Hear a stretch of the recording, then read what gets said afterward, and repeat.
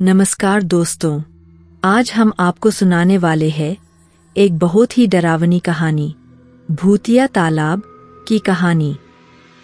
रात के 12:30 बजे का समय था। गांव लखौरी के आसमान पर बादल छाए हुए थे और चांद बार बार बादलों में छुप जा रहा था। हवा में ठंडक थी, लेकिन उस ठंडक के साथ एक अजीब डर भी घुला हुआ था। गांव के किनारे एक पुराना तालाब था, जिसे लोग अंधेरे का तालाब कहते हैं। वहाँ कभी मत जाना, क्योंकि उस तालाब का पानी जिंदा नहीं है। वो सांस लेता है, देखता है और कभी कभी खींच लेता है। गांव में बूढ़े लोग शाम ढलते ही अपने घरों के दरवाजे बंद कर लेते थे। किसी की हिम्मत नहीं थी कि तालाब के पास जाए। बुजुर्ग रामदत्त कहते थे, बेटा, उस तालाब में झांकना मत, वरना जो दिखेगा वो जिंदा नहीं रहने देगा। लेकिन नई पीढ़ी के लोग इन बातों पर हंसते थे, खासकर विक्रम, जो हाल ही में शहर से अपने गांव आया था। विक्रम को इन सब बातों पर बिल्कुल यकीन नहीं था। अरे बाबा, ये सब बकवास है, तालाब है, कोई राक्षस थोड़ी, उसने हंसते हुए कहा। गांव वालों के मुताबिक कई साल पहले यहाँ चंदन देवी नाम की एक औरत की लाश मिली थी। वो रात को तालाब में नहाने गई थी और फिर कभी वापस नहीं आई। जब सुबह उसकी लाश निकाली गई, उसके बाल तालाब की जड़ों में उलझे हुए थे। चेहरा पूरी तरह नीला पड़ चुका था और उसकी आंखें ऐसे खुली थीं जैसे किसी को घूर रही हों। उसके बाद से हर अमावस्या की रात तालाब में किसी के रोने की आवाज आती थी। कभी कभी लोग कहते कि पानी में किसी औरत की परछाई दिखती है।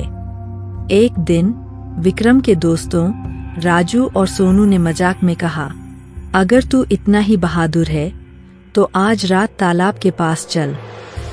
विक्रम बोला, चलो, देखते हैं उस अंधेरे में क्या छिपा है। रात के 12 बजे तीनों टॉर्च लेकर तालाब की तरफ निकले। रास्ते में कुत्ते भौंक रहे थे, झाड़ियां हिल रही थीं। चांद की रोशनी अब और भी फीकी हो चुकी थी।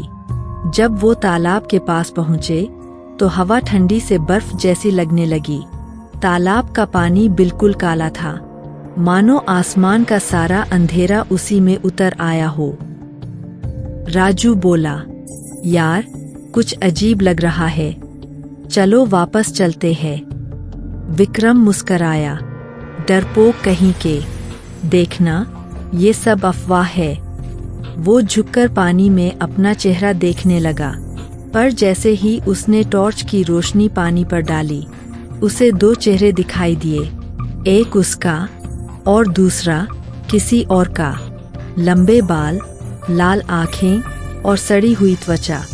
विक्रम का दिल तेजी से धड़कने लगा। उसने टॉर्च वापस की ओर मोड़ दी, लेकिन वहां कोई नहीं था। वो पीछे मुड़ा। राजू और सोनू दोनों गायब थे। तालाब के उस पार से एक मीठी पर डरावनी आवाज आई, क्यों आए हो मेरे तालाब में? विक्रम ठिठक गया। वो आवाज धीरे धीरे पास आती गई और हवा अचानक बहुत ठंडी हो गई। उसने देखा, पानी की सतह पर बुलबुले उठने लगे। तालाब का पानी किसी जीव की तरह सांस ले रहा था। वो पीछे हटने लगा, लेकिन पैर कीचड़ में फंस गया। कीचड़ में कुछ हिला और उसने देखा, वहाँ किसी का हाथ था, ठंडा, सड़ा हुआ और खून से भरा। पानी में से चंदन देवी की आत्मा निकली। उसके बाल गीले थे और चेहरा आधा सड़ा हुआ। वो विक्रम की तरफ झुकते हुए बोली, मैं भी ऐसे ही आई थी, अब तू भी यही रहेगा। विक्रम चीखा, लेकिन उसकी आवाज जंगल में गुम हो गई। पानी ने उसे धीरे धीरे खींच लिया। बस उसकी टॉर्च तैरती रह गई और फिर वो भी बुझ गई। सुबह गांव वाले जब तालाब के पास पहुंचे तो सिर्फ एक जूता और विक्रम का मोबाइल मिला। मोबाइल में आखिरी वीडियो रिकॉर्ड था, पानी में झिलमिलाती रोशनी और एक औरत की हंसी की आवाज। गांव वाले समझ गए, अंधेरे का तालाब फिर किसी को ले गया।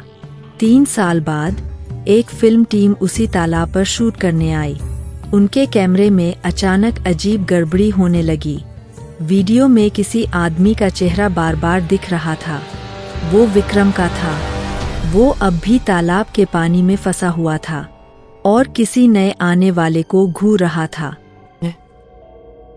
कहते हैं आज भी अमावस्या की रात जब हवा तालाब के ऊपर से गुजरती है तो पानी खुद ब खुद हिलने लगता है। लोगों का मानना है विक्रम और चंदन देवी की आत्माएं अब भी वहीं हैं, पानी में छिपी हुई, अपने अगले शिकार का इंतजार करती हुई।